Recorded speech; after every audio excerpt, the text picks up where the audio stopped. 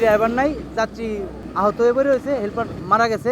মানে এক একজন এক একভাবে পড়ে রয়েছে, অনেক চিল্লাইতেছে আমার বাচ্চান বাচ্চান। ওই মুহূর্তে পুলিশের লোক আছে, সবাই আছে, আমরা তো ধরতে পারি না।